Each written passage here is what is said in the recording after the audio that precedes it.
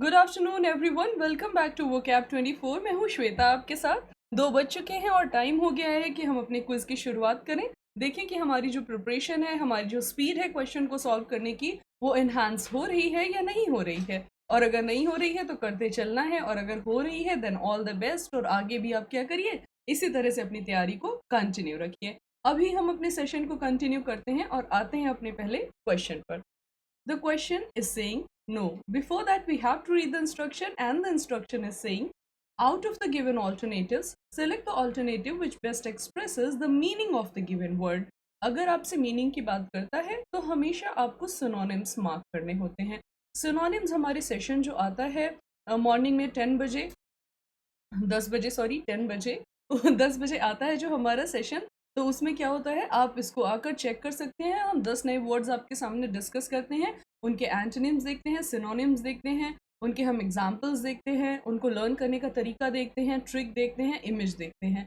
तो उससे क्या होता है कि आपका एक वर्ड जो है वो ओवरऑल तरीके से प्रिपेयर हो जाता है। तो उस सेशन को आप ज़रूर से अटेंड करिए और क्या करिए, अपनी पढ़ाई को, अपनी वोकैब्स को स्ट्रॉन्ग करते चलिए। क्योंकि 10 वो कैब हर दिन, तो एक महीने में कितनी वो कैब, 300। तो चलिए आते हैं पहले क्वेश्चन पर।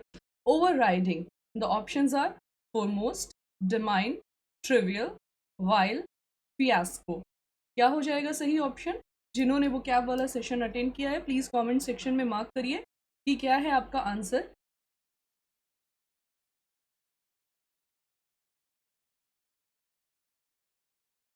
हो गए हैं 10 सेकेंड। आई होप कि आपने अपना आंसर मार्क कर दिया हो। And the answer is foremost. मैंने सुबह भी आपको बताया था, फोर आता है तो पहले को दिखाता है, मोस्ट है तो सबसे पहले।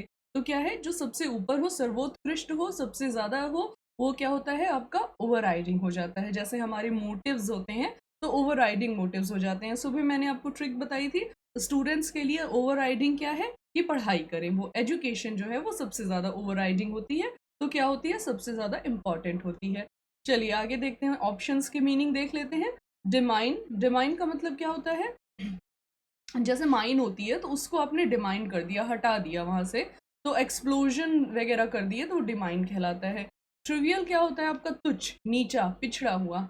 वाइल होता है आपका नीच को दिखाता है, कोई भी चीज़ हो सकती है, कोई परफॉर्मेंस हो सकती है, किसी भी चीज़ को आप बोल सकते हैं जो कि अपने लेवल पे ना हो, उसका लेवल बहुत नीचे हो, तो वाइल कहते हैं उसको। और फियास्को होती है असफलता। चलिए ऑप्शन चेक कर लीजिए। ए ऑप्शन इज करेक्ट और ओवर राइडिंग का मीनिंग लिखा हुआ है, more important than anything else in a particular situation. चलिए सेकंड क्वेश्चन पर आते हैं। कैप्टिवेट, कैप्टिवेट वर्ड भी हमारा आज के एडिटोरियल में आ चुका है। एडिटोरियल हमारा आता है 8 AM पर, तो उसको ज़रूर से देखिए। अभी ही सब्सक्राइब करके चैनल को और बेल आइकन को प्रेस कर लीजिए, जिससे कि क्या हो, आपको नोटिफिकेशंस मिलते रहे सारे सेशंस के। ऑप्शंस हैं चार्म, अपील, डिस्गस्ट, गस्टो, डोल। तो क्या ऑप्शन यहाँ पर सही हो जाएगा आपका? फटाफट से कमेंट सेक्शन में आंसर अपने आप मार्क करिए।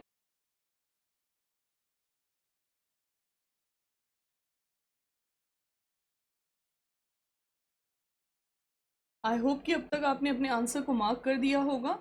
और सही ऑप्शन क्या होगा यहाँ पर? सही ऑप्शन हो जाएगा चार्म।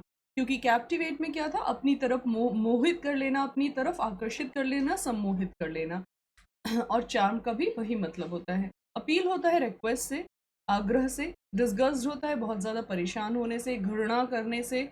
गस्टो होता है आपका किसी भी चीज़ का स्वाद बहुत अच्छा, जैसे कि गस्टो आपने बाइक के बारे में सुना होगा, तो उसमें ट्रैवल के स्वाद की वो बात दिखाना चाहते हैं। और डोल होता है आपका बेनिफिट। ऑप्शन चेक कर लीजिए। ए ऑप्शन इज करेक्ट और कैप्टिवेट का मीनिंग लिखा है attract and hold the interest and attention of. Third question पर आते हैं। आर्टिकुलेट, आर्टिकुलेशन लिखा हुआ है यहाँ पर। Options are emancipation, expression, suppression, wants, ramification. फटाफट से कमेंट सेक्शन में आप लोग अपने आंसर को मार्क करिए। I am waiting for you.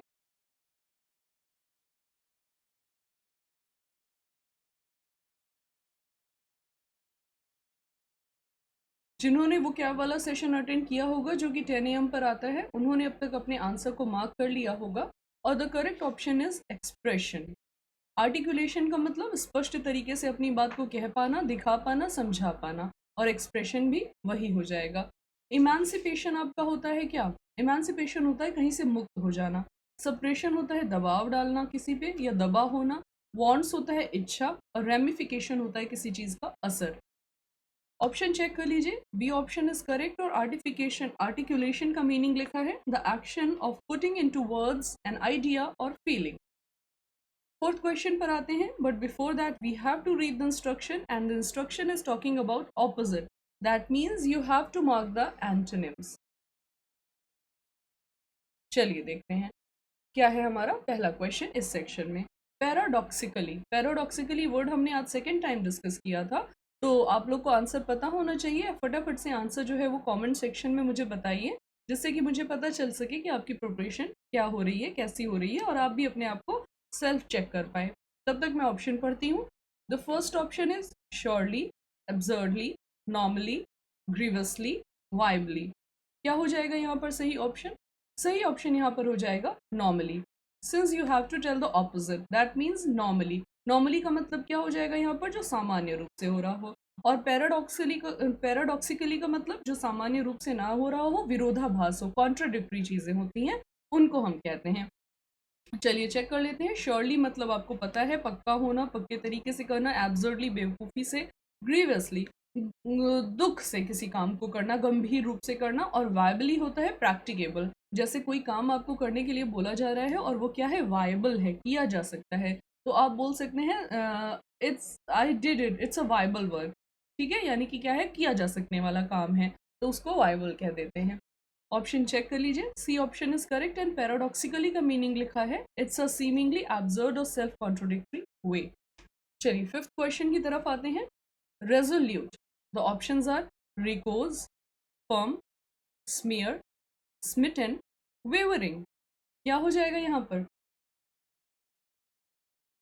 सही ऑप्शन आपका यहाँ पर हो जाएगा वेवरिंग, क्योंकि रेजोल्यूट क्या होता है? दृढ़ होता है, बहुत ज़्यादा पक्का। और वेवरिंग मैंने सुबह भी आपको वेव्स बनाकर बताई थी कि जैसे हमारी वेव्स होती हैं तो उनमें क्या होता है? मूवमेंट होता है, वो फिक्स नहीं होती हैं। तो वेवरिंग उसी चीज़ को दिखाता है, फिक्स नहीं है अगर कोई चीज़।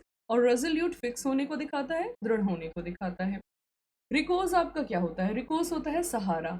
फर्म दृढ़ होता है, तो फर्म इसका सिनोनिम हो जाएगा, लेकिन आपको एंटोनिम बताना है तो ये ऑप्शन इसका सही होगा। स्मियर का मतलब होता है धब्बा होना, और स्मिटन का मतलब होता है प्रेम में पागल हो जाना। ये स्मिटन वर्ड तो बहुत ज़्यादा आपने सीरीज वगैरह में देखा होगा, उसमें चलता रहता है। चलिए आते हैं, ऑप्शन चेक कर लीजिए। E option is correct. And resolute का मीनिंग लिखा है admirably purposeful, determined and unwavering. Six question पर आते हैं। ट्रम्प, बहुत अच्छी आज मैंने आपको ट्रिक बताई है मॉर्निंग हमारे 10 बजे वाले सेशन में, जिसमें कि मैंने आपको ट्रम्प से रिलेट करके, इलेक्शन से रिलेट करके ट्रम्प की मीनिंग को एलैबोरेट किया है। ऑप्शंस पढ़ती हूँ। Ram, surpass, embrace, loss and demand. तो क्या सही ऑप्शन हो जाएगा यहाँ पर? आपको एंटोनिम बताना है, इसलिए loss will be the correct answer, क्योंकि ट्रम्प का मतलब विजय से था और लॉस का मतलब हार जाने से है। रैम्प आपका क्या होता है? रैम्प आप सभी को पता है, जिस पे चलते हैं वो सब चीज़ें कहलाती हैं, थोड़ा सा ढलान होती है, या किसी स्पेशल पर्पस से भी कह सकते हैं। रैम्प को कभी कभी नीचे गिरने के सेंस में भी आप यूज़ कर लेते हैं, या दो चीज़ों के बीच में कनेक्शन को भी दिखाते हैं। तो बहुत ही ज़्यादा वर्सेटाइल तरीके से वर्ड के यूजेज आपको मिल जाएंगे। सरपास होता है किसी चीज़ को पार कर जाना, जैसे यहाँ पर पास वर्ड है, तो पास होने में क्या होता है? हम गुजर जाते हैं वहाँ से। जैसे बाईपास होता है, तो बाईपास से आप सरपास कर सकते हैं, या ओवरब्रिज से आप सरपास कर जाते हैं। अम्ब्रेज आपका हो जाता है ऑफेंस होना या एनॉयंस होना। डिमांड आपकी मांग होती है, इच्छा होती है। ट्रम्प चेक कर लीजिए, to beat something that somebody says और डज बाय सेइंग और डूइंग समथिंग इवन बेटर। चलिए अगले सेक्शन पर आते हैं, और यहाँ पर आपसे बात कर रहा है वर्ड के क्या बताने के लिए? सब्सटीट्यूशन करने के लिए। यानी कि क्वेश्चन आपसे क्या करने के लिए कह रहा है? क्वेश्चन आपसे बोल रहा है वन वर्ड सब्सटीट्यूशन करने के लिए। दैट मीन्स आपको कई सारे वर्ड्स के लिए एक वर्ड को चूज कर देना है और अपने आंसर को मार्क कर देना है।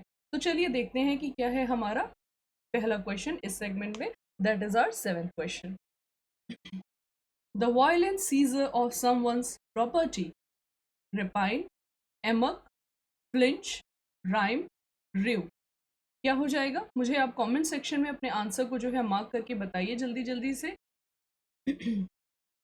वो कैब 24 एप्लीकेशन पर क्या होता है, हम 15 प्लस सेशंस लेकर आते हैं, जिनका कि आप बेनिफिट उठा सकते हैं अगर आप उसके क्या है प्राइम मेंबर हैं।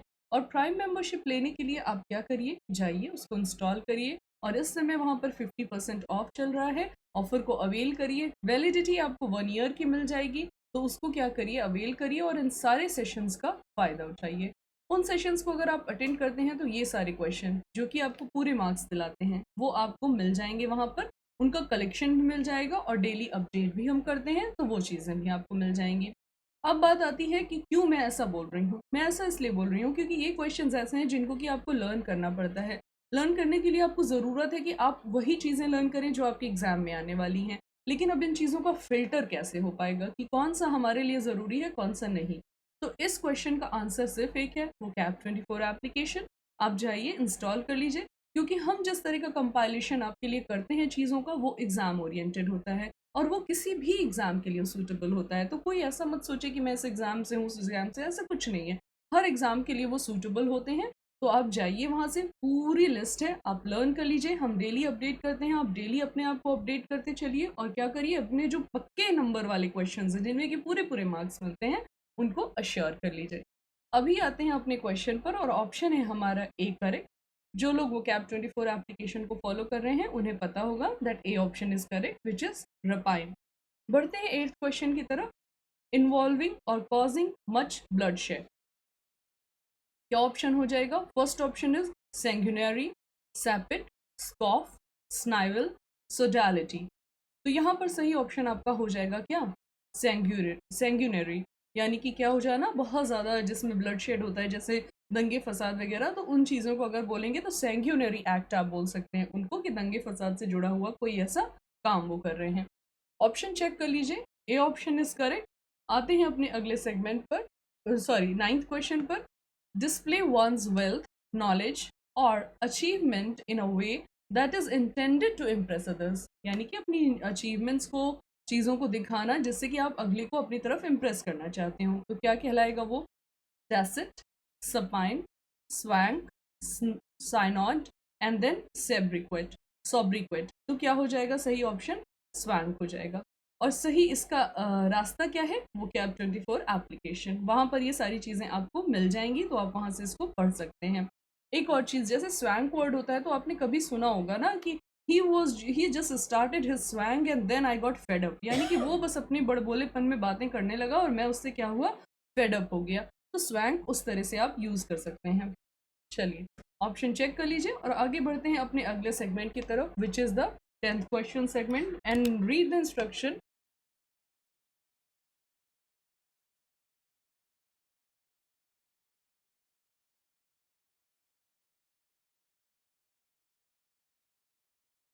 आई होप कि आपने अब तक इंस्ट्रक्शन को पढ़ लिया होगा। और यहाँ पर इंस्ट्रक्शन आपका बात कर रहा है इनअप्रोप्रिएट और रॉन्गली स्पेल्ड के लिए, यानी कि क्वेश्चन आपका क्या है? क्वेश्चन है आपका मिस स्पेल्ड का। आपको चेक करना है कि किस तरह से जो स्पेलिंग्स हैं वो आपकी फ्रेम होती हैं और किस तरह से आप उनको सही कर सकते हैं। चलिए देखते हैं पहला क्वेश्चन इस सेगमेंट का। France believes constitutionally in secularism and freedom of expression and inevitably feels the need to buttress these ideas। अब देखिए यहाँ पर क्या हो जाएगा। कॉन्स्टिट्यूशनली का स्पेलिंग बिल्कुल सही लिखा हुआ है, देखिए कॉन्स्टिट्यूशन सही है और ALLY सही लिखा हुआ है, इनएविटेबली भी सही लिखा हुआ है जिसको टाला ना जा सके। एक्सप्रेशन आपका दिखाने से, अब आती है बात बट्रेस की। तो बट्रेस यहाँ पर गलत लिखा हुआ है। क्यों लिखा हुआ है? क्योंकि बट्रेस का स्पेलिंग होता है BUTRESS। ऐसा क्यों होता है? ऐसा इसलिए होता है क्योंकि बट्रेस जो यहाँ पर यूज़ किया गया है उसका मतलब है स्ट्रेंथन करने से, यानी कि चीज़ों को क्या करने से, स्ट्रॉन्ग बनाने से और अच्छा बनाने से। तो इसलिए यहाँ पर ये ऑप्शन आपका क्या हो जाएगा, सही हो जाएगा। अब देखिए ऐसा क्यों है, देखिए ये क्या है, कॉन्स्टिट्यूशनली बिलीव करते हैं सेक्युलरिज्म पे और फ्रीडम ऑफ एक्सप्रेशन पे, यानी कि ये मानते हैं कि उनको क्या है, सेक्युलरिज्म पे उनका विश्वास है और क्या है, फ्रीडम ऑफ स्पीच पे उनका विश्वास है। लेकिन बात ये आती है कि किस तरह से जो है वो इसको और मजबूत करना चाहते हैं, तो वो क्या करना चाहते हैं, इन आइडियाज़ को स्ट्रेंथन करना चाहते हैं। तो यहाँ पर आपका ये ऑप्शन सही हो जाएगा क्योंकि स्पेलिंग गलत है और सही स्पेलिंग क्या होगी, बट्रेस होगी। ऑप्शन चेक कर लीजिए, डी ऑप्शन इज करेक्ट और बट्रेस का क्या है, मीनिंग लिखा हुआ है। मैंने स्पेलिंग लिखा है, मैंने आपको मीनिंग बता दिया है, that is strengthen. 11th question पर आते हैं।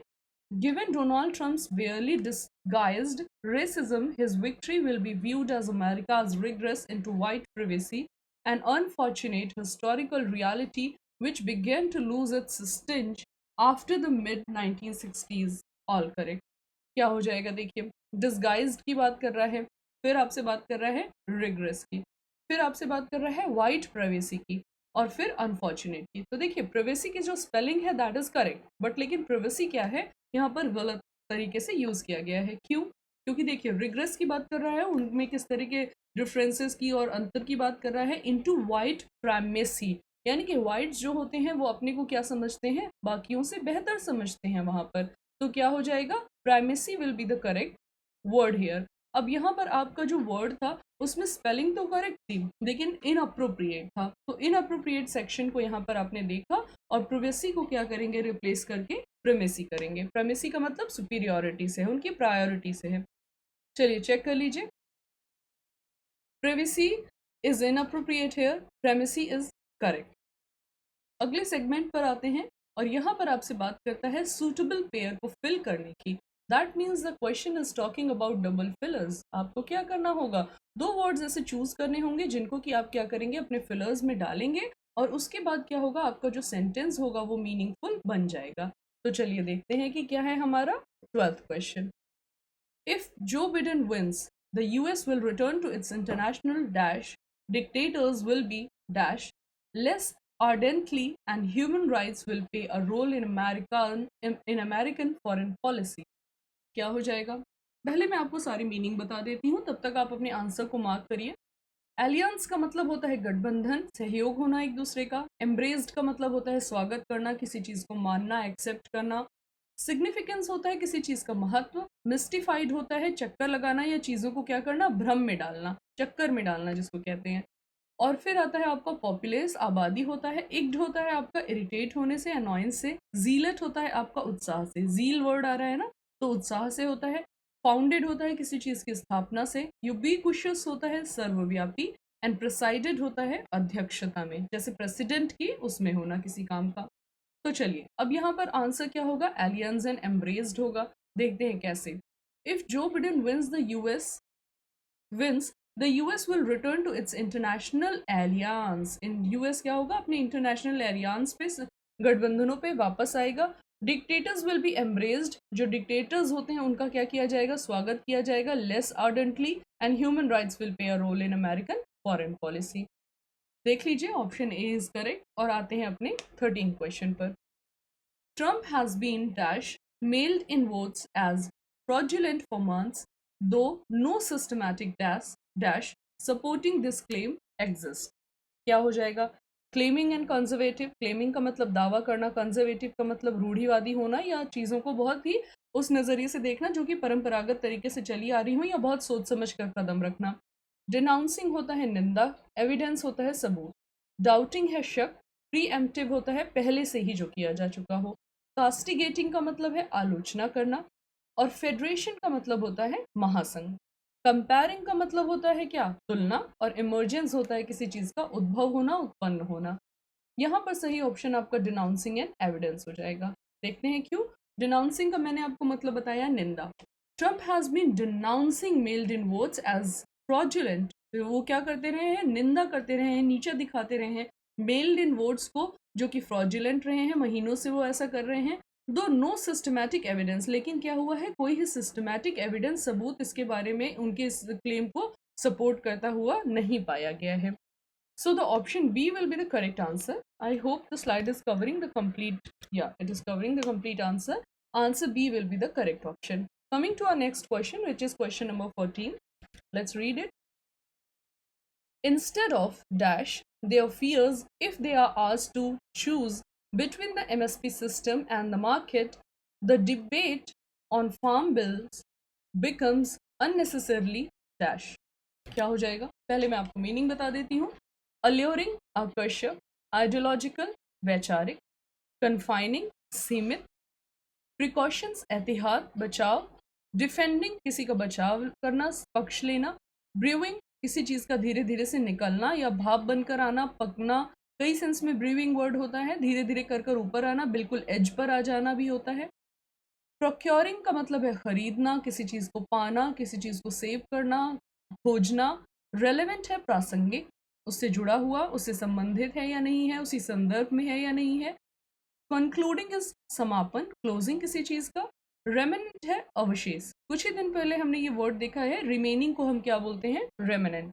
सो the correct option here will be alluring. Let's see how it can be correct. Instead of alluring their fierce, यानी कि उनके फियर्स को अल्यूर करने के बजाय, आकर्षित करने के बजाय क्या करना है, if they ask to choose between MSP system and the market, the debate on farm bills becomes unnecessarily what, ideological. वो क्या है, बहुत ही ज्यादा सिर्फ सैद्धांतिक बन जाएगी और कुछ नहीं होगा। ऑप्शन चेक कर लीजिए। A option is correct and come to our next segment which is talking about error detection, because here it is my error detection and you have to check the idiomatic and grammatical error.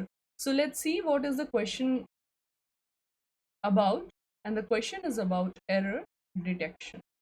That means you have to check whether your sentence is grammatically correct or not. Let's see our 15th question.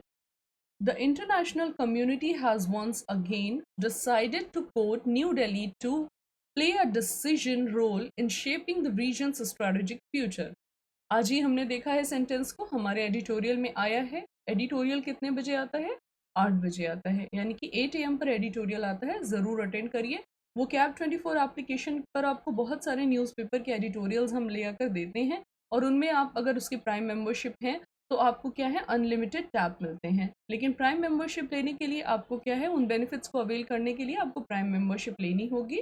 वो आप लीजिए और अपनी पढ़ाई को continue करिए। तो यहाँ पर आपने देखा कि डिसीजन वर्ड जो है वो गलत लिखा हुआ है, क्योंकि डिसीजन का मतलब होता है निर्णय लेना। लेकिन यहाँ पर प्ले ऑलरेडी वर्ब लिखा हुआ है, तो उसके बाद वर्ब नहीं आएगा, वर्ब है ये, गलत लिखा हुआ है। रोल की बात कर रहा है, रोल आपका यहाँ एज अ नाउन प्ले कर रहा है।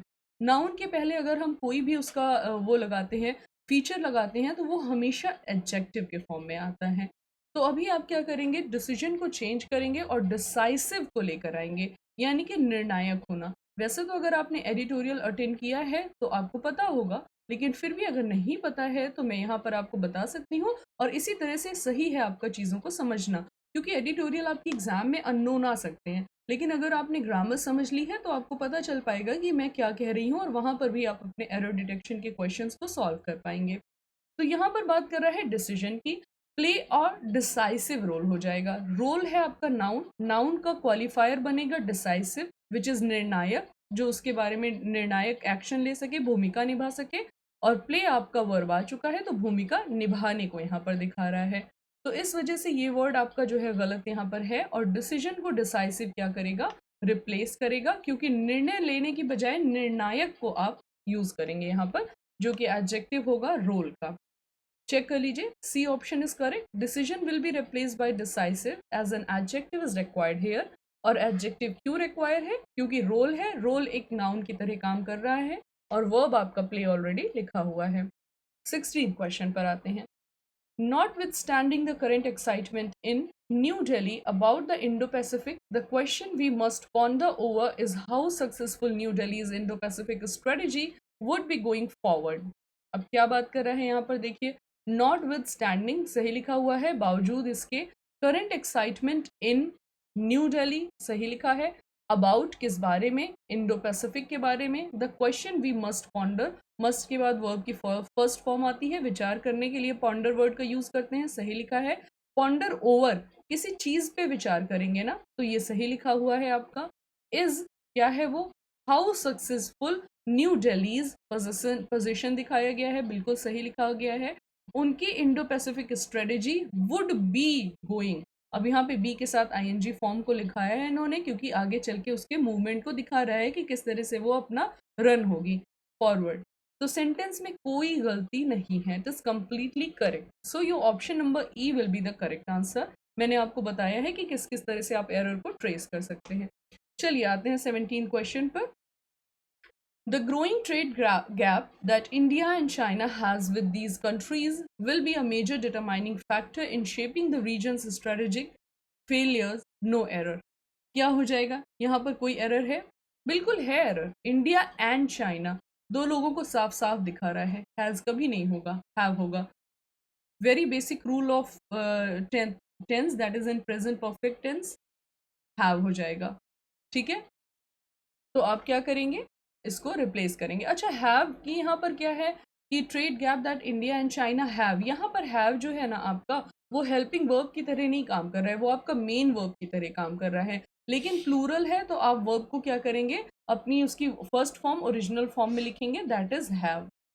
चलिए चेक कर लीजिए, यहाँ पर आपका option B India and China has गलत हो जाएगा, क्योंकि क्या है, हैज़ वर्ड गलत लिखा है, हैव हो जाएगा। ऑप्शन चेक कर लीजिए, B has will be replaced by have as plural noun is mentioned in the sentence. Coming to our next question, next segment, that is question number 18 to 20, you have to talk about the idiom and phrases. idiom and phrases शुरू करने से पहले मैं आपको एक बार फिर से बता दूं कि आपको क्या करना है, वो कैप 24 एप्लीकेशन को इंस्टॉल करना है, उसकी प्राइम मेंबरशिप लेनी है और क्या करना है, अपनी पढ़ाई को कंटिन्यू करना है, क्योंकि ये सारे क्वेश्चंस आपको पूरे पूरे मार्क्स दिलाते हैं। अगर आपने इनको लर्न कर लिया है तो आपको पूरे मार्क्स मिल जाएंगे। चलिए चेक करते हैं।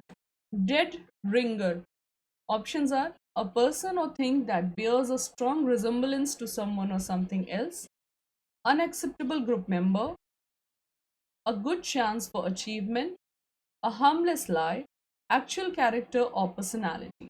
क्या हो जाएगा यहाँ पर, सही option will be A, that is a person और thing that bears a strong resemblance to someone else, यानी कि किसी और से अगर बहुत ज़्यादा रिजेम्बलेंस हो जाती है, खासकर किसी डेड पीपल से। देखिए डेड रिंगर बात कर रहा है ना, किसी डेड की जो याद दिलाता हो, उसको दिखाता हो कि आसपास हो।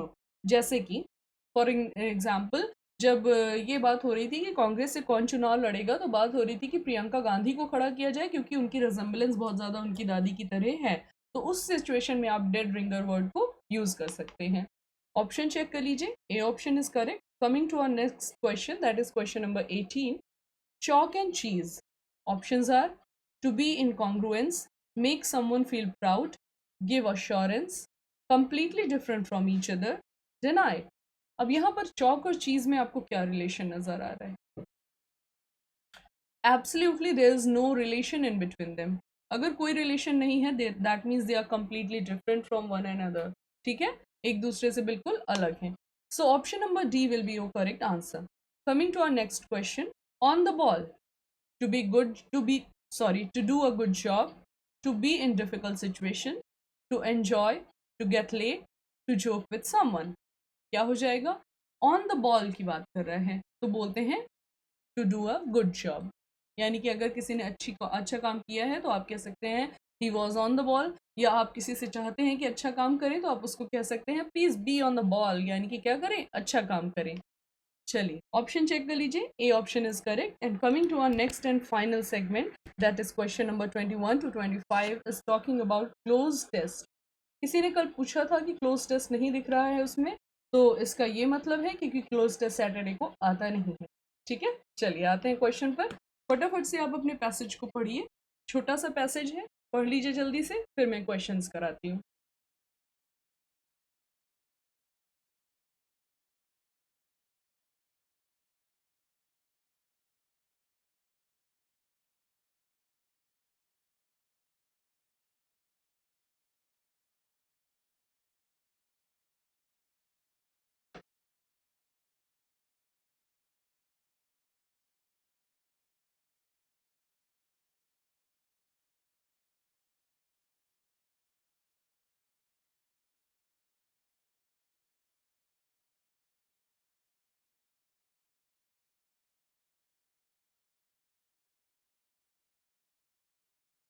आई होप कि आपने पैसेज पढ़ लिया हो। चलिए देखते हैं 21st क्वेश्चन को। बात कहाँ से कर लेते हैं, अकॉर्डिंग से कर लेते हैं। According to the ministry the country now has resources to conduct more than 15 lakh daily test. अगर 15 लाख डेली टेस्ट कर रहे हैं तो हमें रिसोर्सेज चाहिए होंगे। क्या रिसोर्सेज चाहिए होंगे, पीपीई किट हमें चाहिए होगी, तो उन सब में क्या हम करेंगे, रिसोर्सेज को ट्रीट करेंगे। तो हमारे पास अब इतने रिसोर्सेज हैं। So option number B will be your correct answer. कोई ऐसा बहुत मुश्किल वर्ड नहीं है। बिकर्स, बिकर्स का मतलब होता है आर्ग्यू।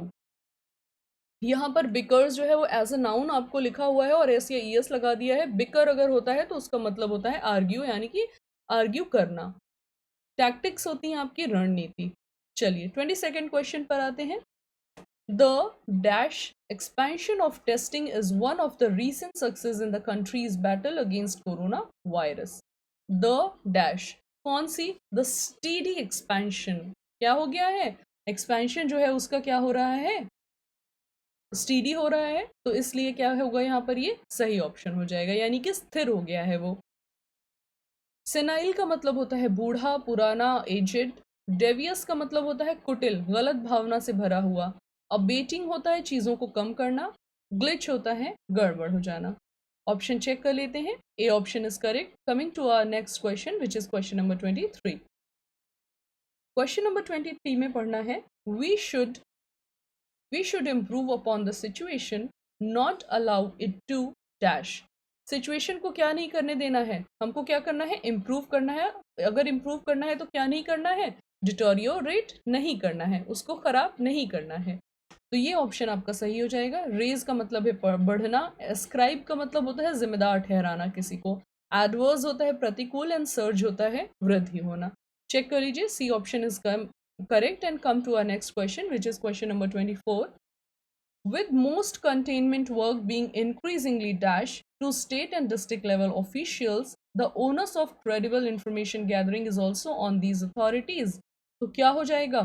Increasingly developed हो जाएगा ना, developed to state and district level क्या हो रही है? विकसित हो रही हैं। तो ये ऑप्शन यहाँ पर सही हो जाएगा। कोई ऐसा वर्ड नहीं है। स्पर्टेड का मतलब होता है तेजी से, अर्ज का मतलब है आग्रह, और डायग्नोस का मतलब है किसी चीज की जांच कर पाना, निदान कर पाना। Coming to our final question of this session, which is question number 25th, and the sentence is, and consistently on the dash, data accuracy should be the mantra of agencies and officials at all levels। तो क्या हो जाएगा? Uptick, इजाफा हो रहा है ना, बढ़त हो रही है, तो अपटिक हो जाएगा। अपटिक वर्ड हम कई बार वोकैब में अपने देख चुके हैं, तो यहाँ पर ये वर्ड आपका सही हो जाएगा। एरिंग का मतलब होता है दोषी। कॉन्वल्यूशन होता है कॉम्प्लेक्सिटी, कॉन्वल्यूशन वर्ड भी हम देख चुके हैं। सियरिंग होता है आपका क्या होना? किसी चीज को भेदना। चलिए ऑप्शन चेक कर लीजिए। A option is correct. और अभी सेशन को क्या करते हैं? क्लोज करते हैं। लेकिन उससे पहले आप एक बार देख लीजिए कि वो कैब 24 एप्लीकेशन पर हमारी ये 15 सेशंस जो हैं वो रन हो रहे हैं, और इस समय आपको 50% ऑफ मिल रहा है। उसी के साथ साथ सेशन को एक बार लाइक कर दीजिएगा, शेयर कर दीजिएगा, सब्सक्राइब कर दीजिएगा चैनल को। मिलते हैं फिर से कल सुबह 8 बजे। Till then, bye bye.